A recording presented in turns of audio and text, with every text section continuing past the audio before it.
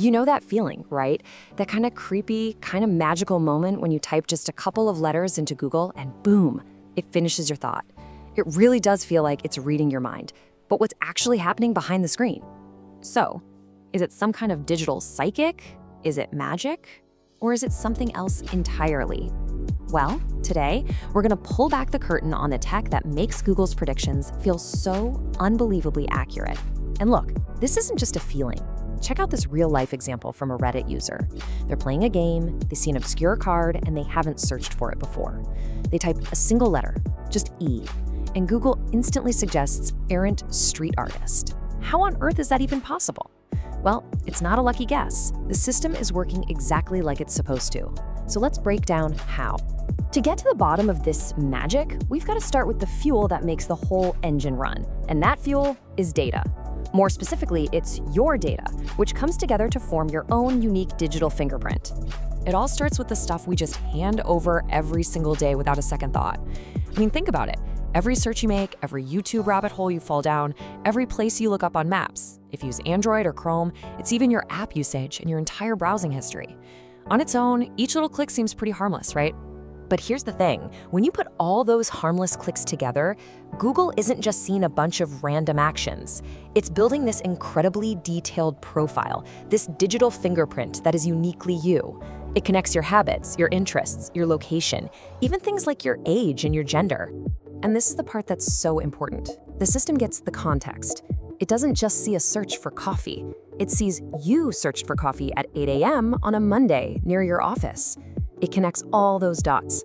And that context is what allows it to go from just logging what you did to actually predicting what you're going to do next. Okay, so that explains how Google learns from you when you're using its own stuff. But what about the entire rest of the internet? The data collection definitely doesn't stop at Google's own front door. Now we're going to get into the second layer, this massive invisible tracking web that follows you everywhere. This is where things get really, really clever. So you're browsing a news site, maybe shopping online, a place that has no obvious link to Google at all. And yet what you do there is still feeding into that digital fingerprint we talked about. So how is that possible? Well, the answer comes down to something you've probably heard of, cookies. Specifically, we're talking about third-party cookies. The easiest way to think about them is as these tiny little digital trackers.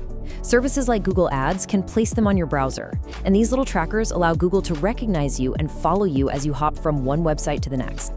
And the way it works is actually pretty simple, but it's incredibly powerful. Let's say you visit a news site and it has a Google ad on it. That ad quietly places a cookie on your browser. Then you head over to a completely different shopping site, which also happens to use Google Ads. That same cookie basically raises its hand and tells Google, hey, this same person who is just looking at hiking boots is now reading articles about national parks.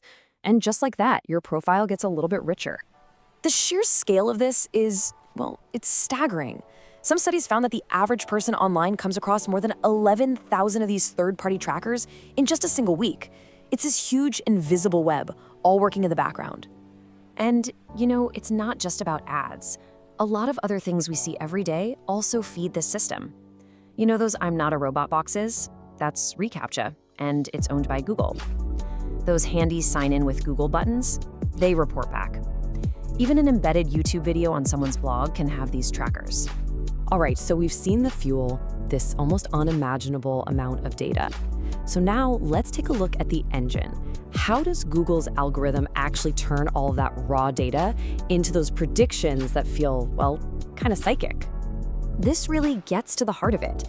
What feels like mind reading to us is actually just incredibly sophisticated pattern recognition. It's not about knowing your individual secret thoughts. It's about recognizing the patterns of millions and millions of people who happen to behave a lot like you. And all this pattern matching is powered by algorithms. An algorithm is really just a recipe, you know, a set of instructions.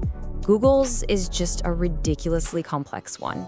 It looks at over 200 different signals, things like your location, your past searches, the time of day, what web pages are most relevant, and it puts all that together to make a really, really educated guess about what you want to see right now. I love this analogy because it's perfect. Google doesn't understand what you're asking in the way a person does. It's more like a super intelligent parrot.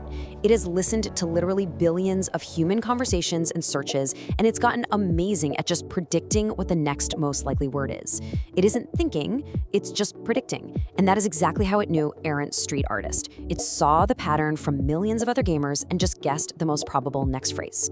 So you might be wondering, just how much does all this personal data actually change what you see?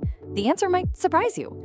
A big study from Northeastern University found that all that personalization only accounts for about 12% of why your search results are different from someone else's.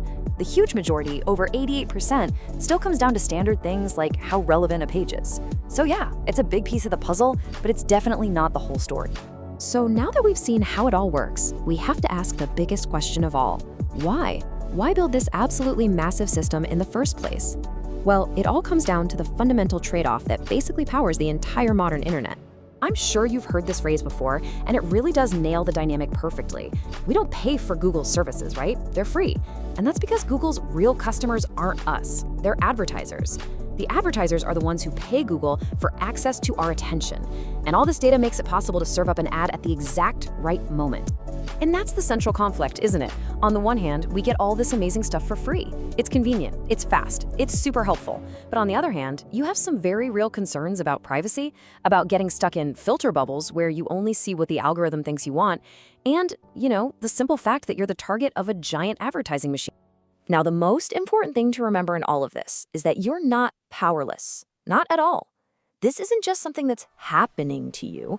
You actually have controls, and you have a real say in this trade-off between your privacy and all that convenience. Google actually gives you a whole suite of tools right inside your account settings. You can tell it to automatically delete your history after a few months. You can use incognito mode in apps like Maps or Search so your activity doesn't get saved. And there are simple on-off switches to control exactly what kind of data is being collected in the first place. So, in the end, it's not magic. It's just data. A massive interconnected web of data, powering a system of pattern recognition designed to make our lives a little easier, a little faster. And it leaves all of us with one final question we have to answer for ourselves. Now that you know the price you're paying, is free really worth it?